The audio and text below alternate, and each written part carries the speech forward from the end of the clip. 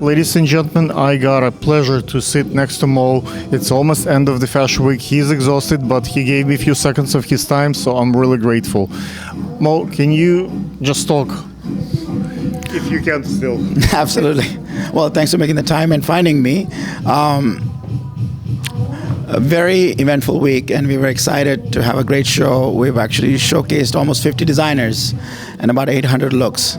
So I think we're very pleased with how everything has turned out, and going through the punches and trying to figure out what's our next step, and look at all the footage and get all the designers excited. So yeah, I'm glad we are here. Thank you so much. What do you think was the most significant accomplishment this week? Like, where are you taking your production next year? You told me you're gonna have 3-level riser next year. Like, what do you think? I wouldn't say mistake. Like, what can be improved, made better, so it will be wow? There are other shows in town, right? There are like Art Hard, there is Papaiso, there are like I don't know, Sport Illustrated, Forever 21. There are like, how do you beat those guys next year? Like, what are you gonna do to have more interesting shows, more attract more press, media, like better designers, raise the stakes? Like what kind of steps do you think you need to take you to the next level? Absolutely. I'm a former designer, and I graduated from Parsons, so I always look at as a designer first approach.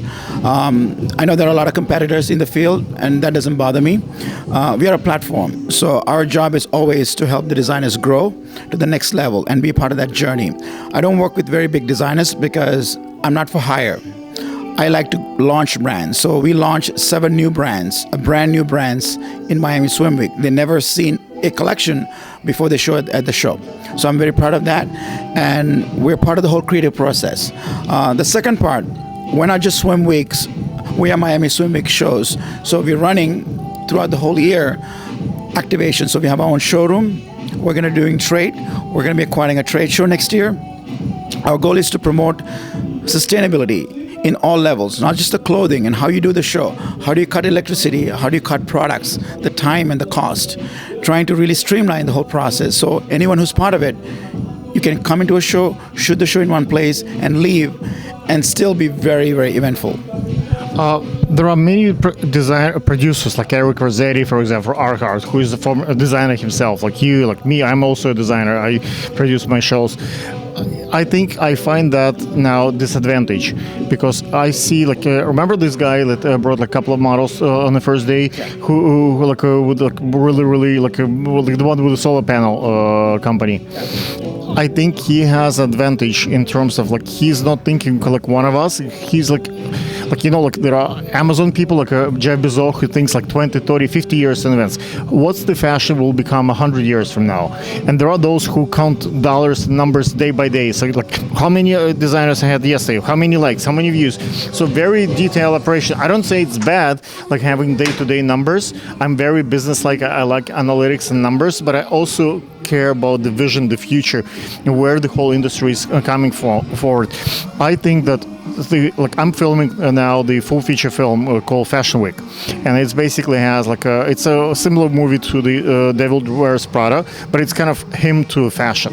So I want to people love fashion, and so my film is mostly about fashion and religion, fashion and politics, very serious, deep conversations, not just fuzzy and beautiful, but it's more the origin of fashion, the future of fashion.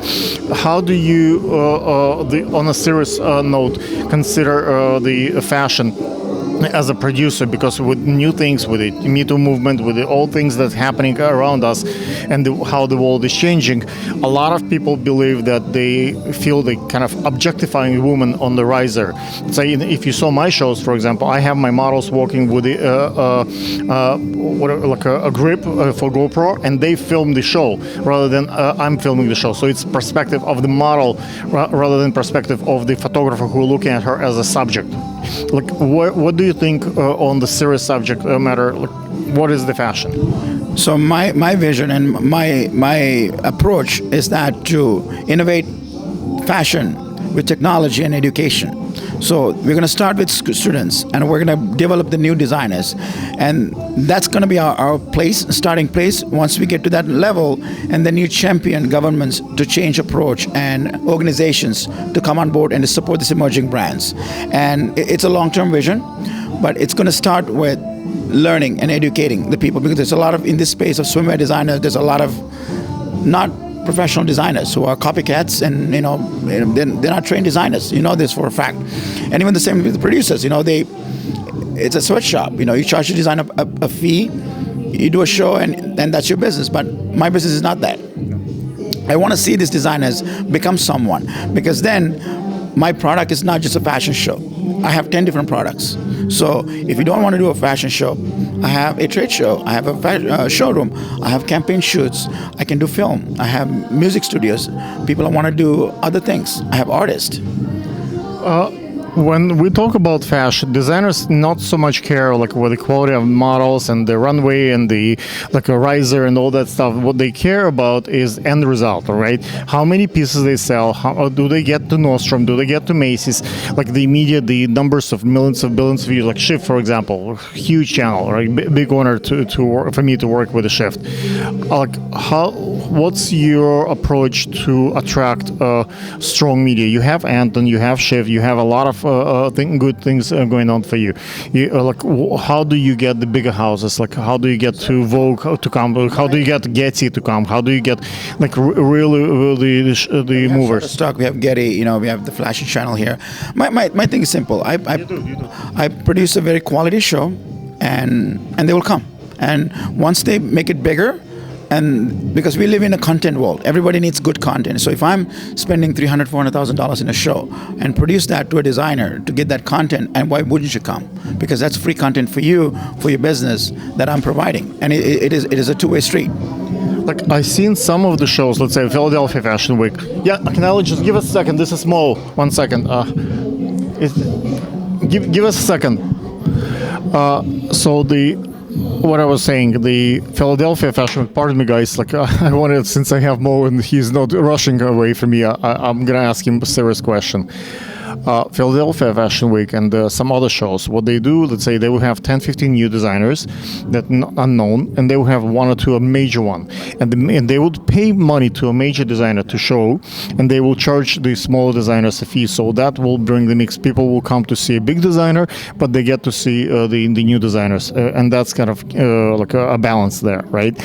What is the path? But a lot of people just come and work for nothing, for free. They fly, they spend all the time. But we know that there is next year new people come, new girls will grow up and want to be on rises. So this is very kind of driven by love industry. Most of the industry people say, pay me whatever minimum wage, or I'm out of here. If you can't get people to work in McDonald's for what we're doing here, it's huge hours for you. How you as the producer to handling this? So actually, I have a reverse approach for that. So when we got started here, we had 3 brands reach out to us. One was Fashion Nova, Pretty Little Thing, and Shane. They want to be part of ours. I said no to all 3 of them. I said, I don't need you, because they're marketing big houses. They comes with funding. They wanted to rebrand the whole thing. They wanted to make it all about them. And that is exactly what I'm against, and that's where they're actually screwing the smaller designer. And having a big designer doesn't do anything for a smaller designer. It might bring the press, it might bring a few people, but they're not going to buy from the smaller designer. They come for the hype of the bigger designer. So when you look at it that way, it's misleading. And it's almost like having a celebrity there. It's great to take a picture, but what it does to your ego, nothing. Exactly. For me, thing is, create a good show. Take a smaller brand, give him that $1 million experience, that elevated experience.